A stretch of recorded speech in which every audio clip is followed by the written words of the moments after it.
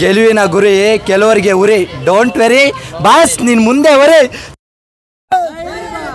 Boss boss boss ನಮ್ಮ boss ಯಾರು?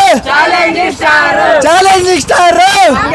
Okay, ಇವರೆಲ್ಲ ದರ್ಶನ್ ಅವರ ಅಭಿಮಾನಿಗಳು. ಅವರು ಆಟೋನ ತೋರಿಸ್ಬೇಕು ಅಂತ ತೊಗೊಂಡು ಬಂದಿದ್ರು. ಆಟೋ ಮೇಲೆ ಸ್ಟಿಕ್ಕರ್ಸ್ ಎಲ್ಲ ಹಾಕ್ಸಿದ್ರು.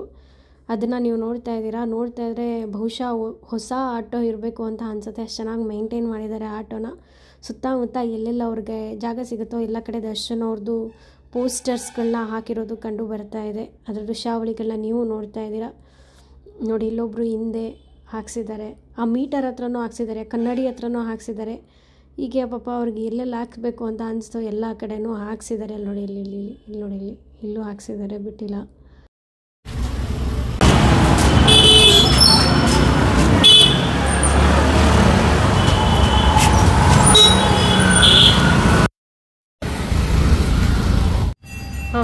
ಜನ ಸಾವಿರ ಹೇಳಿ ಅದು ನಮಗೆ ಗೊತ್ತಿಲ್ಲ. ನಮ್ಮ ಬಾಸ್ ಬಗ್ಗೆ ನಮಗೆ ಗೊತ್ತು. ಜನ ಸಾವಿರ ಹೇಳಿದ್ರೆ ನಮಗೇನು ಇಲ್ಲ.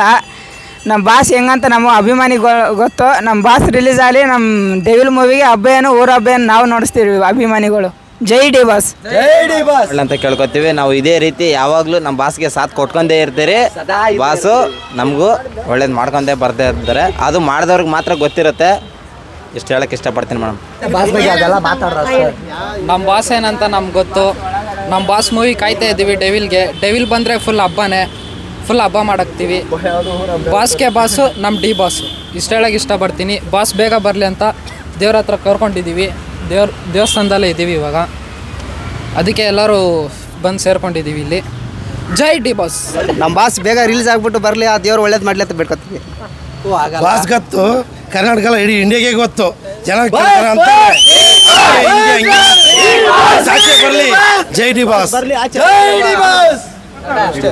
ಆದಷ್ಟು ಬೇಗ ಬಾಸ್ ಹೊರಗಡೆ ಬರಲಿ ಅಂತ ಬಯಸ್ತಾ ಇದ್ದೀವಿ. Okay, thank you.